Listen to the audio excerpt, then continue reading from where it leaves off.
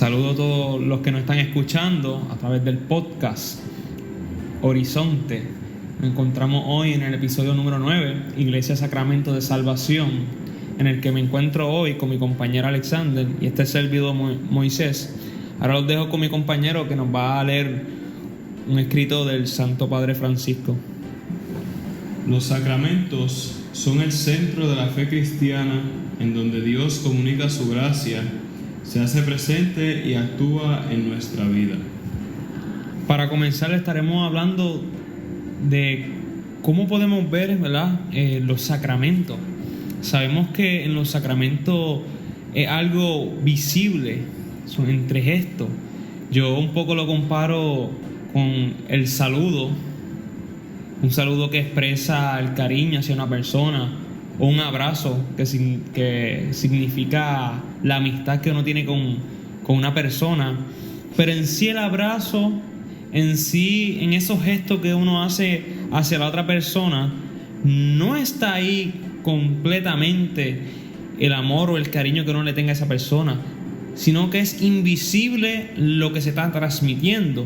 Por lo tanto, la iglesia como sacramento es visible en gesto, en su cuerpo, pero invisible en lo que está pasando interiormente.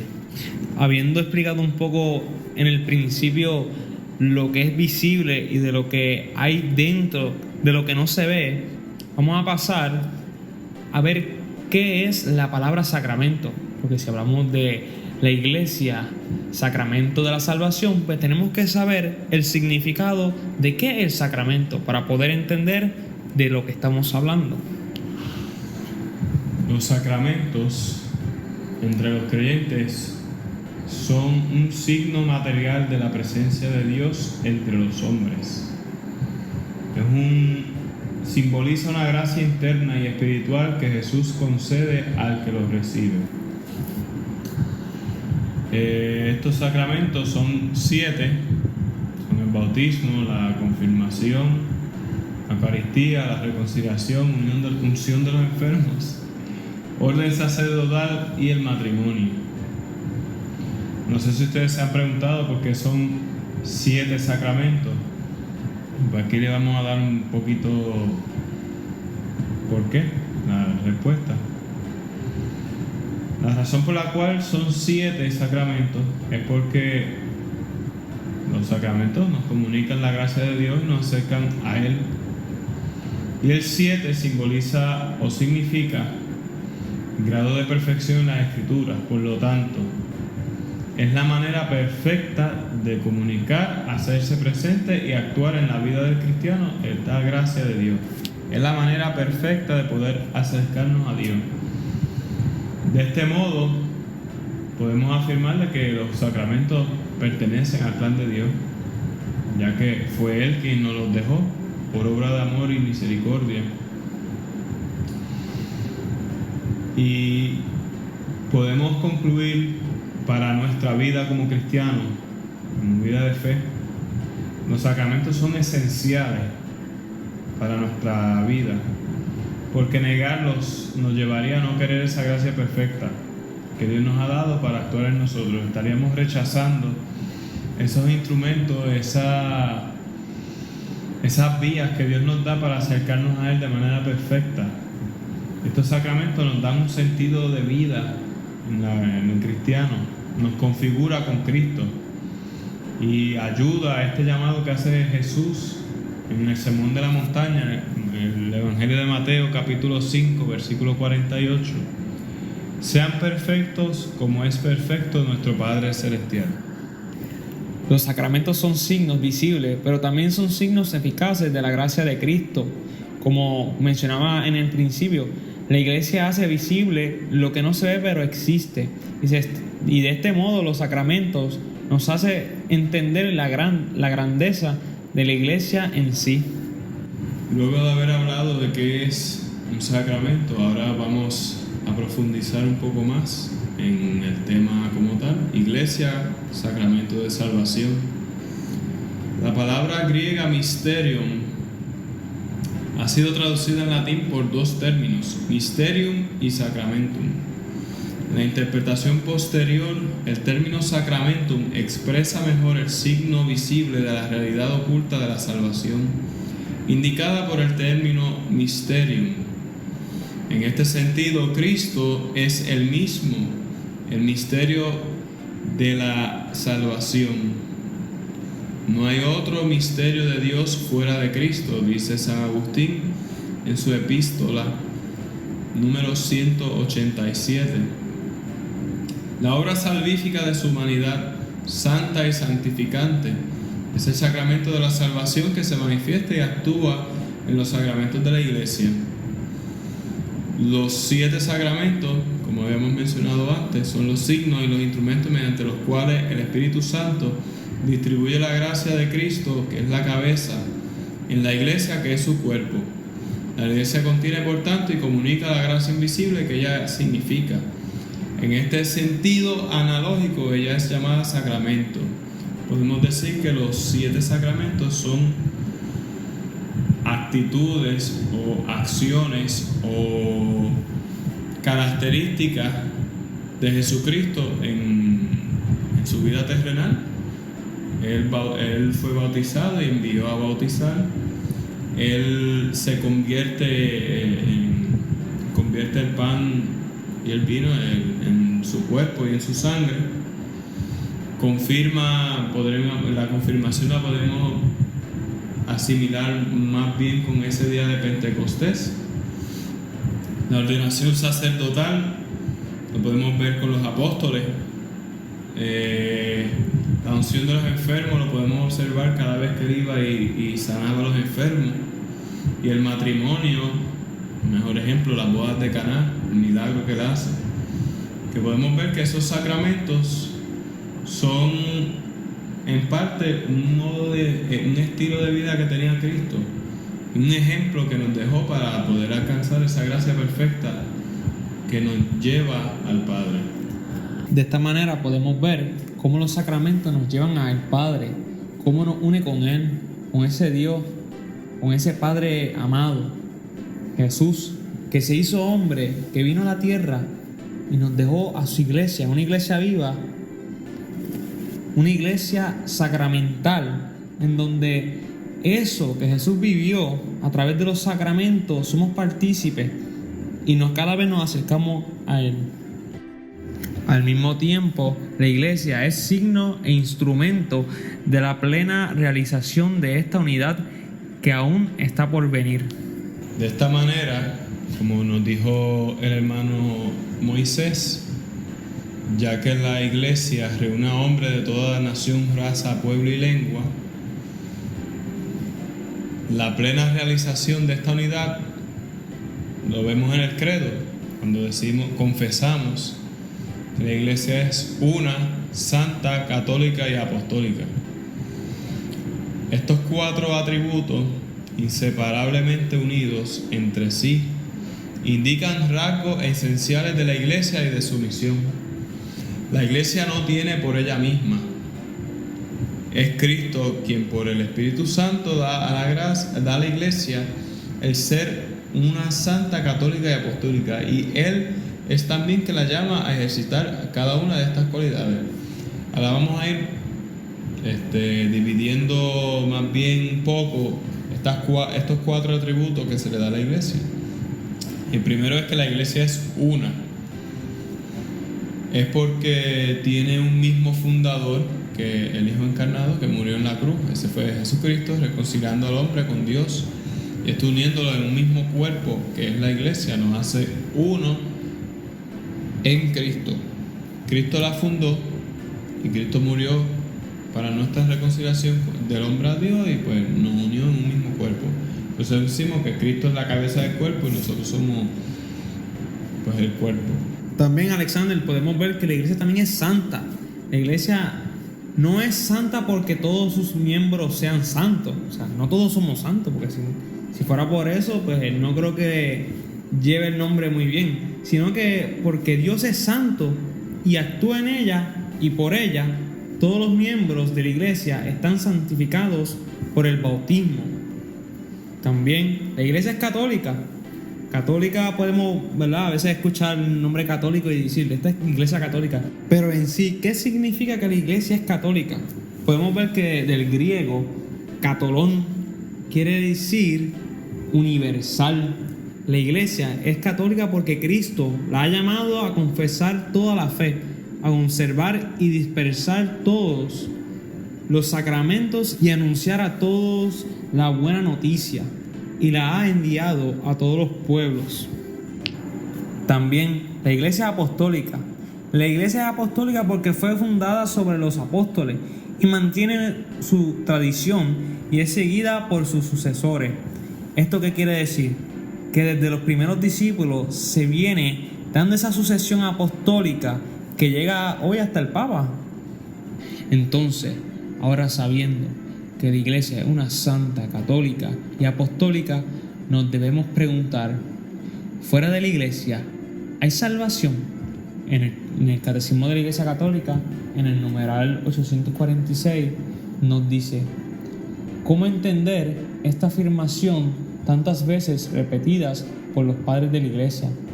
Formulada de modo positivo significa que toda la salvación viene de Cristo, cabeza por la iglesia, que es su cuerpo. El Santo Sínodo, basado en la Sagrada Escritura y en la tradición, enseña que esta iglesia peregrina es necesaria para la salvación. Cristo, en efecto, es el único mediador y camino de salvación que se nos hace presente en su cuerpo. En la iglesia, Él, al inculcar con palabras bien explícitas la necesidad de la fe y del bautismo, confirmó al mismo tiempo la necesidad de la iglesia, en la que entran los hombres por el bautismo como por una puerta. Por eso, no podríamos salvarse los que, sabiendo que Dios fundó por medio de Jesucristo la Iglesia Católica como necesaria para la salvación, sin embargo, no hubiesen querido entrar y perseverar en ella. De esta manera podemos reflexionar y ver que Cristo, en efecto, es el único mediador y camino de la salvación que se nos hace presente en su cuerpo. O sea, que el único camino para poder salvarnos es Cristo en el cuerpo, que es la iglesia, ese cuerpo que venimos hablando desde el principio, el cuerpo que la cabeza es Dios y nosotros somos el cuerpo en sí, y perteneciendo en ella a través de los sacramentos vamos dando esos pasos para poder llegar hasta su reino y estar con Él. ¿Y cómo podemos sentirnos parte de ese cuerpo, de esa iglesia? ¿Cómo podemos pertenecer? ¿Cómo podemos sentirnos integrados a esa iglesia? Pues vamos a hablar un poco de qué es la iglesia, comunión, sacramentos y familia. O sea, cómo la iglesia doméstica es familia en sí. La iglesia es doméstica porque Cristo quiso nacer y crecer en el seno de la Sagrada Familia. La iglesia no es otra cosa que la familia de Dios. Por algo es que nos llamamos hermanos. Somos familia. Somos parte de la familia de Dios. Desde sus orígenes, el núcleo de la iglesia estaba a menudo constituido por los que con toda su casa habían llegado a ser creyentes. Casi, y lo podemos ver, un abrazo fraterno viene de hermano. Eso se viene viendo en Hechos de los Apóstoles, incluso como los apóstoles se dirigían a las personas diciendo hermanos. Podemos ver las cartas paulinas, San Pablo cada vez que escribía a alguna comunidad, queridos hermanos. Vemos esta unidad familiar entre los creyentes desde los orígenes de la iglesia. Estas familias eran convertidas en islotes de vida cristiana en un mundo no creyente. Eso lo podemos ver en Efesios, Tesalonicenses, en todos estos lugares que Pablo envió cartas, pues tenemos los nombres de la ciudad y qué sé yo. Pero también hay diferentes lugares en el mundo que se convirtieron en puntos grandes de la vida de personas, familias convertidas, y se unían y formaban un islote, entre comillas, de vida cristiana en el mundo o en un país donde no se creía en eso. El Papa San Juan Pablo II, en la Familiaris Consortio, dice que nadie se sienta sin familia en este mundo. La iglesia es casa y familia para todos, especialmente para cuantos están cansados y agobiados. Un punto interesante que consigo en esta pequeña oración es que la iglesia es casa y familia para todos. Todos no lo podemos encerrar en un grupo específico o en una comunidad específica. Todos viene siendo lo que literalmente es todos. La iglesia es casa y familia para todos. Yo podría decir, incluso puede ser familia y casa para creyentes, no creyentes, de otras denominaciones.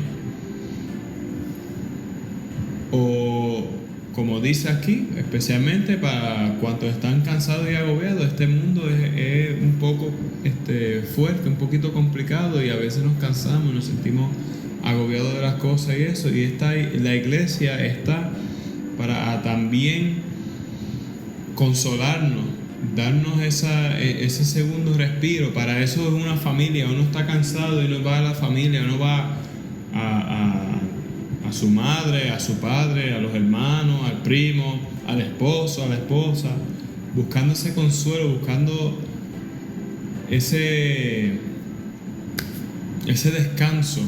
Y la iglesia también sirve para eso, para todo el mundo. También me ilumina a mí estas palabras del Santo Padre San Juan Pablo II. Este pequeño relato que escoge del Evangelio de San Mateo. O sea, esta son las dos palabras, solamente son dos palabras: cansado y agobiado. De esta manera podemos ver que la casa solamente no es para aquellos que estén bien, para aquellos que estén, ¿verdad?, totalmente bien de salud, sino, mira, ahí entran hasta los que tienen COVID. Es una puerta abierta, es una casa de descanso, que tú te sientas, o sea, ¿cuántas veces nosotros hemos ido a casa de un amigo o de algún familiar que uno se siente como en su casa? O sea, que uno se siente tan acogido, tan a gusto, que uno se siente en nuestra propia casa. Así nos invita la iglesia, pero en este caso realmente es nuestra casa a lo que nos invita la iglesia. Exacto, Moisés. Y también eso me acuerda a varias experiencias de misión que he tenido en América Latina, la acogida que esas personas me daban en su casa. Ahí podemos ver esta cuestión de familia para todos, incluso personas que no conocemos. Yo, para esas familias que me daban hospedaje, yo era un desconocido, pero me hacían sentir como si yo fuera parte de ellos, como si yo estuviese, como si esa era mi casa. Y de esa misma manera la iglesia nos trata a nosotros, a los cristianos, y a todo el mundo. La iglesia es una casa con las puertas abiertas y está allí disponible para nosotros siempre, las 24 horas, los 7 días de la semana. Es cuestión de nosotros mismos ir a acercarnos. Y también, como cristianos, ya que somos parte de esa casa, acoger a esas personas que vienen, tratarlas bien, hacerlas sentir como familia.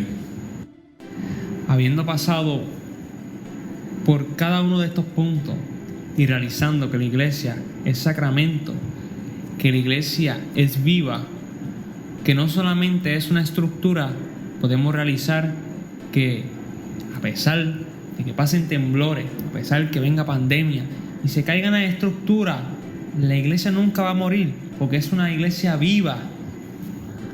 Y más aún, si nos vamos al significado de qué significa iglesia, en el griego, que significa eclesia, es convocados. O sea, que el signo de la iglesia es una convocación.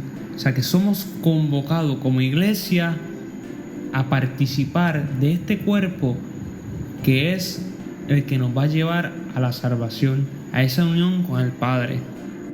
Y dando conclusión, cerramos con esta palabra que escribió San Cipriano: nadie puede tener a Dios por Padre si no tiene a la iglesia por Madre. Hasta aquí llegamos con este episodio número 9 de la Iglesia Sacramento de Salvación. Fue un honor y un placer para nosotros darles este pequeño tema. A nombre de Moisés y de este servidor, le damos las gracias por la atención que nos han dado. Muchas bendiciones. Feliz fiestas navideñas. Feliz año nuevo. Que Dios los cuide y los guarde y los lleve a la vida eterna. Amén.